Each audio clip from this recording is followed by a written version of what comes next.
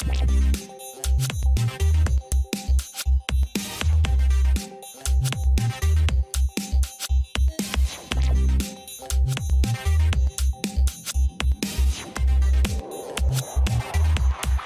guys, John Wick Chapter 2 is the sequel to the very surprising, very just unique movie of John Wick. And man, this movie, it's just something special, man. This movie is just something special. Spoilers ahead, as you know. Basically, this movie picks up basically where the movie left off. John Wick is basically looking for his car, all right? Because you remember the first movie, he lost his car, dog got shot, he's pissed. This movie, he's looking for his car. And it just transpires a whole lot of craziness. And man, this, like I said, this movie is just something special. Just right out the gate, it lets you know that, okay, we're not taking ourselves too serious, but you're going to be in for a ride. You're going to be holding your breath. You're going to be seeing action scenes and moves that you've never seen before. And I really appreciate this movie because this movie knows what it is. This movie's kind of like Fast and Furious, where they know what they are, and they're good at what they know how to do. And this movie knows what it is and is good at what it knows how to do.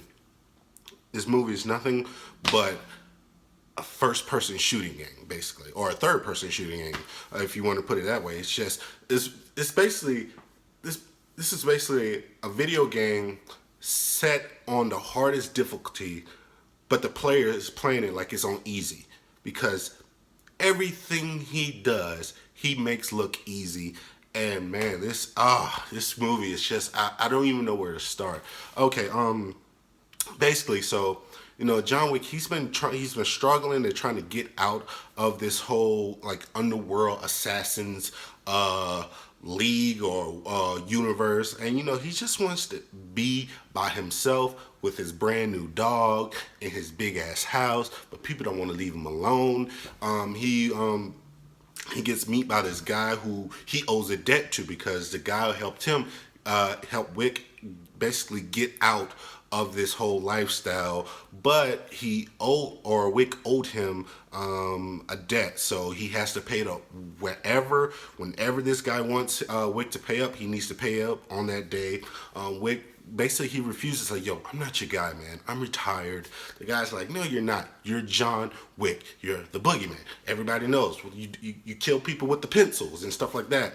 And I just love that part because, you know, it gives Wick this big history that you don't know about, but you hear about. And then it kind of, throughout the movie, they kind of show you why he is called the boogeyman, you know what I mean? Because they make this big deal about him killing 3 guys with a pencil and how that's just crazy and who does stuff like that. And then that pays off later in the movie, which is just a fantastic scene. So yeah, like I said, you know, Wick, he doesn't want to be in this life. He just wants to be alone.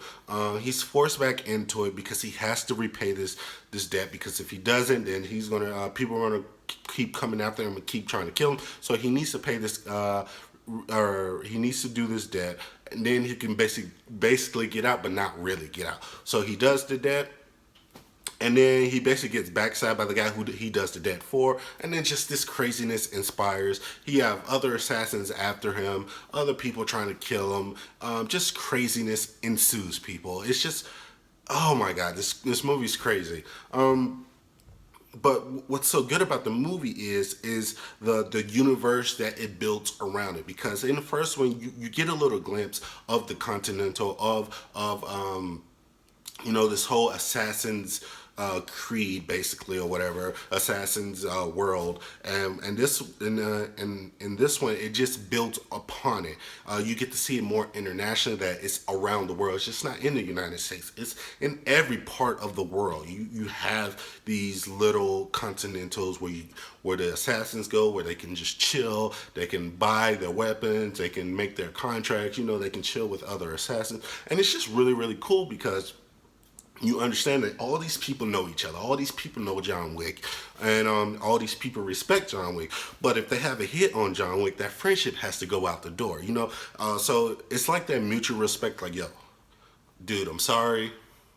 the hit came up on my phone, dude. I gotta kill you. So stuff like that. And then, Wick's like, I get it. I understand. You're gonna try to kill me. I'm gonna try to kill you. May the best man win. And that's what I like, is just that respect and that the rules of the aspects of the rules of this whole league or world of the assassins in the Continental. It's just really rich and really fun. Just the characters that you meet.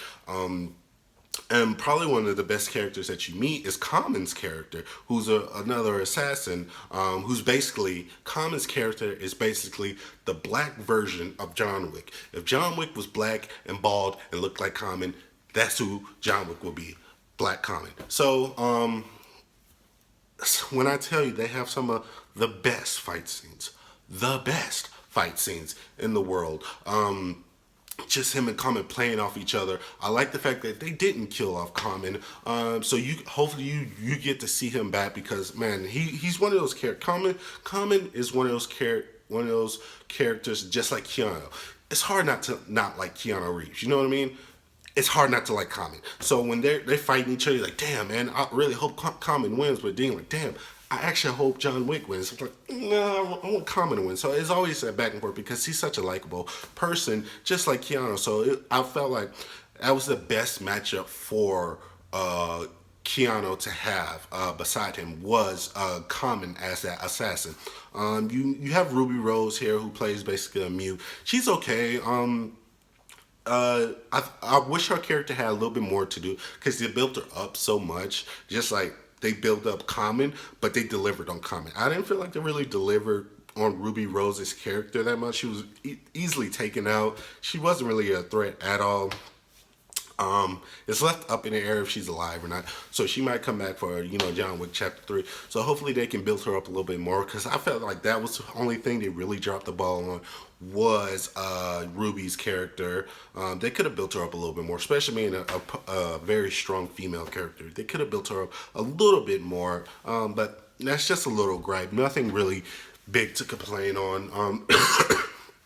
The villain, he was good, because he's like one of those villains where he's just so like into himself, and he thinks he's so ahead of the game, and he thinks he's so smart and he can outsmart everybody, that when people try to tell him like, yo, you mess with the boogeyman, you mess with John Wick, you're gonna get killed. And when he doesn't listen, you don't feel sorry for him, because you're like, dude, people have been telling you, like, don't backstab John Wick. John Wick told you don't backstab John Wick. So why are you gonna backstab John Wick? Because it's the worst thing to do.